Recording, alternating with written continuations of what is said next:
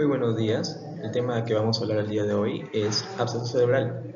Yo soy el médico residente de segundo año de medicina interna, posgrado por la Universidad Nacional Mayor de San Marcos y estoy haciendo mi residencia en el Hospital Nacional 2 de Mayo. A continuación les voy a explicar un poco de epidemiología, la fisiopatología, clínica, tratamiento sobre los casos de absceso cerebral. Bueno, tenemos que es un problema clínico desafiante con tasas sustancialmente altas de letalidad.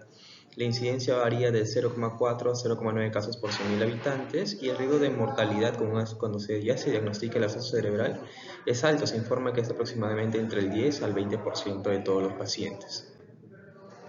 ¿Cómo ocurre esto? Bueno, la patogénesis es que hay una susceptibilidad cerebral una vez rota la barrera hematoencefálica.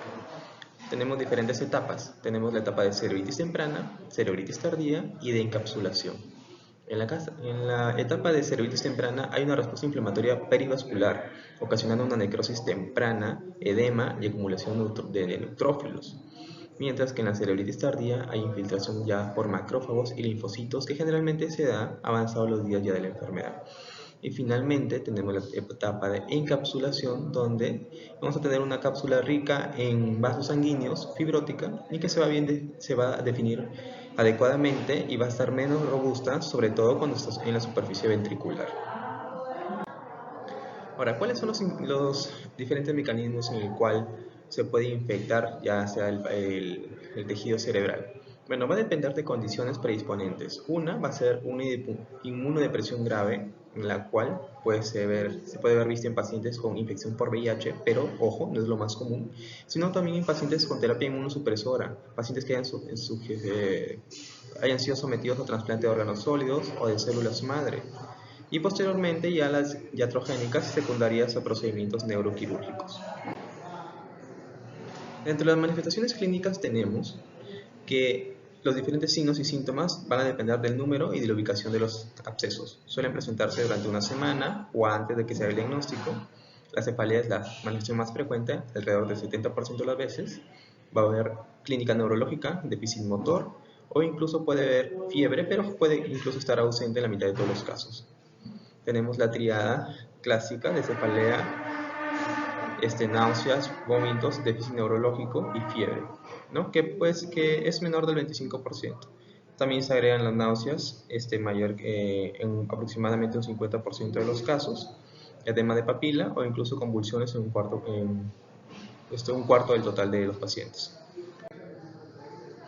De acuerdo a los signos neurológicos, tenemos el lóbulo frontal o temporal derecho, que es el campo que se ve afectado, van a haber cambios de comportamiento, mientras que si la lesión se ubica en tronco, encefálico o el cerebelo, van a haber parálisis de pares craneales, trastorno de la marcha, cefalea o alteración del estado de conciencia.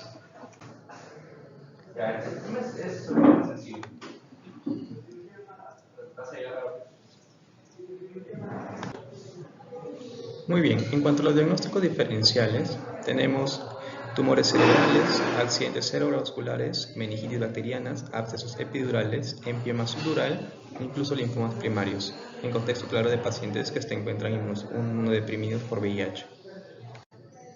Ahora, ¿cuál es de los estudios más importantes? Viene a ser el estudio por imágenes, en el cual la neuroimagen es fundamental para el diagnóstico y todos los pacientes con sospecha de absceso deben someterse a una tomografía computarizada o resonancia magnética con contraste.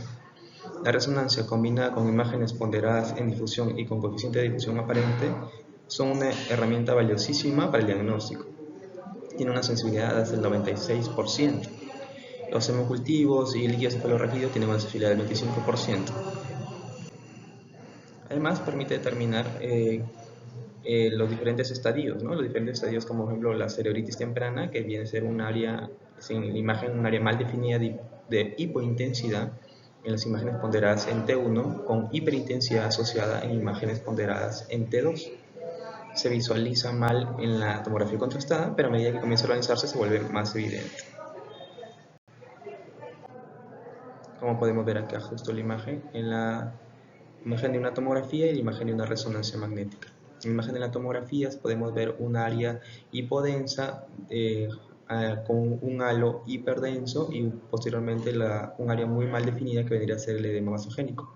mientras que en la imagen ya de la resonancia magnética vemos una imagen hipointensa rodeada de una imagen hiperintensa, que vendría a ser prácticamente ya una mejor definición de lo que es el absceso cerebral. La resonancia magnética, bueno, la hiperintensidad central se vuelve más intensa en las imágenes ponderadas en T2 y la diferencial DWI y puede comenzar a demostrar alguna restricción de la difusión a nivel central. En cuanto a la encapsulación, el realce cambia de un patrón homogéneo a uno de realce del borde. Y en espectroscopía se evidencia que en la etapa de la cápsula el centro necrótico carece de metabolitos cerebrales normales y los niveles de lactato están elevados, como podemos ver en las siguientes imágenes. Muy bien, en cuanto al enfoque neuroquirúrgico, es esencial para la identificación del patógeno causante si es que no se ha podido demostrar por otros medios como pueden ser los hemocultivos o el cultivo de ligiocefalorraquídeo. Incluso cuando ya se identificó el patógeno, aún los enfoques neurológicos siguen desempeñando un papel importante. Cuando es indicación de aspiración, cuando el absceso causa efecto de masa, cuando el absceso es más de 2.5 centímetros, cuando el absceso colinda con un ventrículo, ya que hay alto riesgo de una ventriculitis. ¿Cuál es el procedimiento quirúrgico? La aspiración estereotáxica. Bueno, la mayoría de pacientes van a requerir una muestra directa del absceso cerebral en un intento de identificar el patógeno. Se deben realizar cultivos bacterianos, micobacterianos y fúngicos, y en pacientes inmunodeprimidos, pruebas adicionales para toxoplasma gondii. Hasta una cuarta parte de los casos, los cultivos son negativos y el rendimiento disminuye aún más en pacientes en los que se inicia la terapia antimicrobiana empírica antes de la obtención de la muestra. Acá podemos ver cómo se realiza el procedimiento de la aspiración estereotáxica, ¿no? Del absceso, por ejemplo, en este caso del absceso subcortical. Atraviesan la cápsula y llegan hasta el centro del absceso y se realiza la aspiración para el posterior toma de cultivos. ¿Cuál debería ser el tratamiento? Bueno, el tratamiento, tenemos un tratamiento empírico, un tratamiento estándar que viene a ser con cefotaxima o ceftriaxona más metronidazol y alternativamente meropenem. Se puede agregar vancomicina si el patógeno infectante puede ser Staphylococcus aureus o en pacientes que han sido sometidos, por ejemplo, a neurocirugías previas. Para receptores de trasplantes, cefotaxima o ceftriaxona más metronidazol, voriconazol y trimetoprim sulfametazol o sulfadiazina. Y para pacientes que cursan con infección por VIH, cefotaxima, ceftriaxona, metronidazol, pirimetamina y sulfadiazina. ¿No? Se puede también considerar isoniazida, rifampicina, pezolimetol si es que se sospecha de un caso de tuberculosis o un tuberculoma. ¿Cuáles son el tratamiento basado en patógenos? Bueno, si tenemos pacientes con especies de actinomyces, penicilina, bacteroides metronidazol, en familia de enterobacterias, cefotaxima o ceftriaxona.